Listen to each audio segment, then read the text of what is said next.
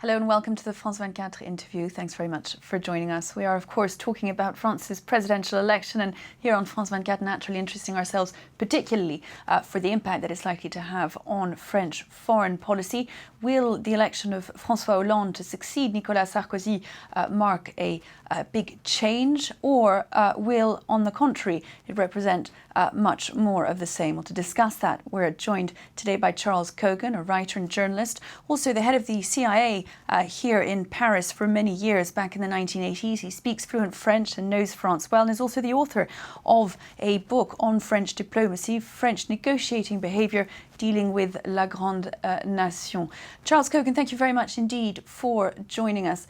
It is said of French presidential elections that given the power that is concentrated in the hands of the presidency and the way that it is run, that a change of president takes a long time to get used to. It marks a big change in the minds of people. Here in France, everyone's struggling to get used to the fact that Nicolas Sarkozy is a man of the past and François Hollande the man of the future. It represents a big change. Do you think we're likely to see a big change when it comes to foreign policy?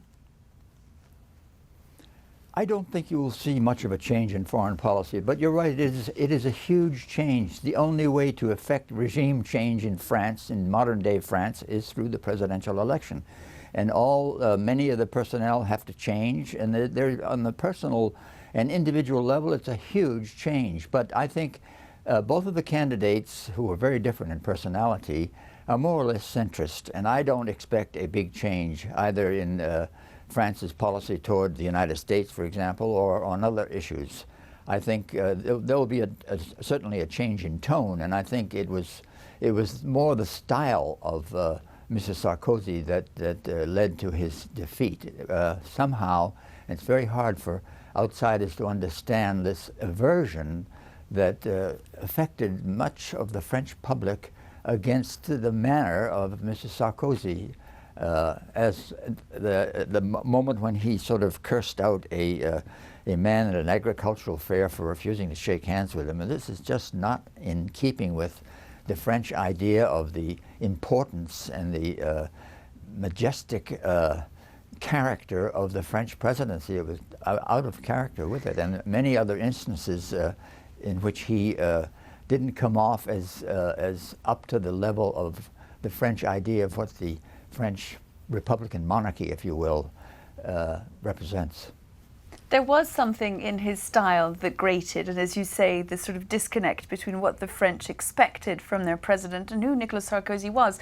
And yet it was that very same style that made him shine on the international stage, perhaps far beyond what the president of France should have or could have, given its weight, given where it is today.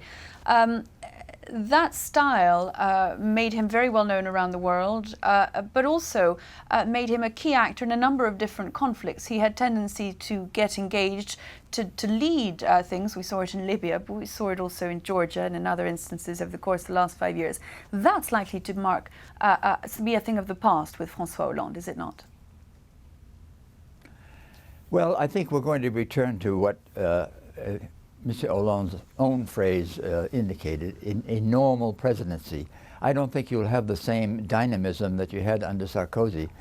Mr. Sarkozy's fault really was that he told it like it is a little bit too much, and I think he didn't phrase his presentations in a diplomatic manner, and this I think was to his led to his downfall in a way. But he did, you're right, he did act on the international stage with great dynamism in certain instances. He did stop the war in Georgia almost single-handedly. It wasn't a very satisfactory settlement, but it did prevent the Russians from taking over Tbilisi, the capital. And in Libya, he helped to force the issue along with David Cameron and persuade the U.S. to support the intervention in Libya. And of course, without the U.S. support, it couldn't have happened. But nevertheless, he led the pack on that with Cameron.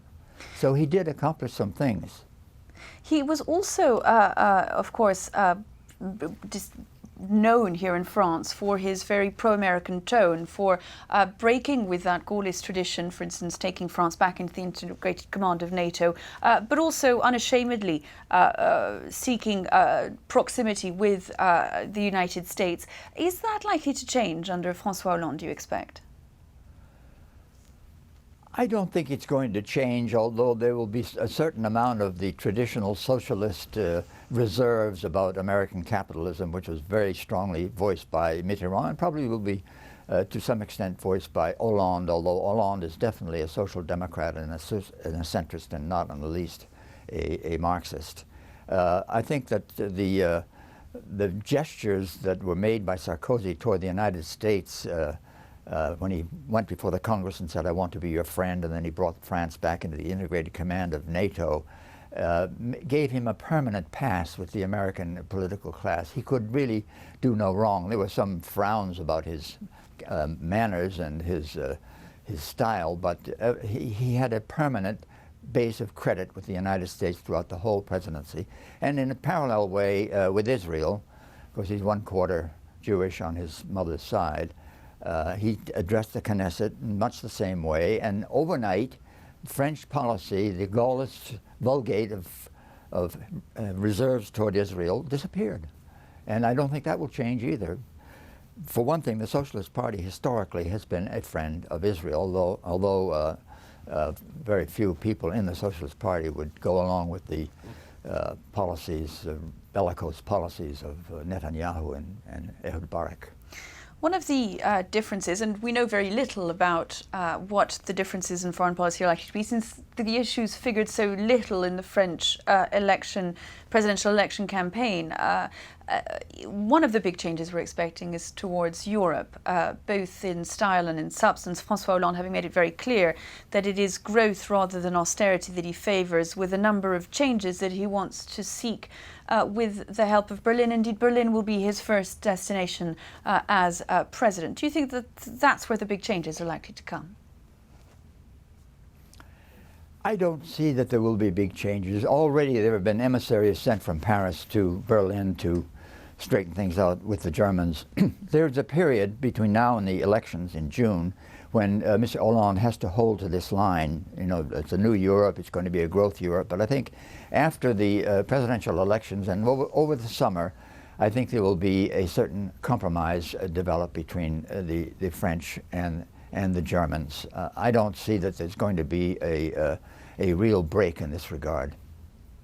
Now, he's going to be tested, of course, very quickly, François Hollande, on the international stage. We have, within the next few weeks, both a NATO summit in Chicago, the G8 are meeting as well. He's going to find himself, for a man who's never held elected office, sort of projected onto the international stage and filling in behind a man who's been known for taking up an awful lot of space on that stage. Do you think that he'll be able to make his voice heard, to impose himself, to impress, indeed?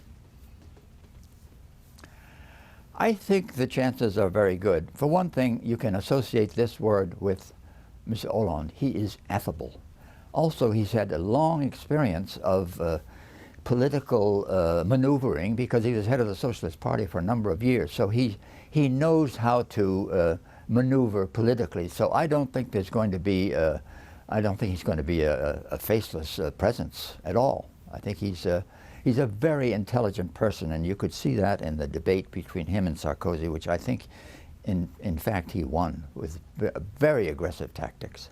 What about what it'll change about France's image in the world, the way France is seen? We've touched upon Nicolas Sarkozy's style and the things that he took leadership on, the fact that he sought very much to occupy that big stage on the place on the world stage, despite the role that France could or should perhaps play, given its size and its economic weight today.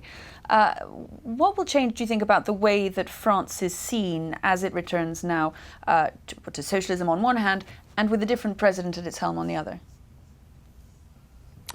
Well, I think France will continue to make itself felt. The French difference is always there. And one thing that is very characteristic about Mr. Hollande is he has put himself consciously in the footsteps of Mr. Mitterrand. He imitates many of the places that Mitterrand visited and much of the style of Mitterrand. And you'll see this in the period to come. He will have certain formulas that will mimic the Mitterrand approach. That is a much more subtle approach toward world affairs, but nevertheless he will have a role, as Mitterrand did. Now, at the time of Mitterrand's election back in 1981, alarm bells sounded in Washington in a way that they don't seem to have this time. Is that because French socialism has changed, or because Washington has changed?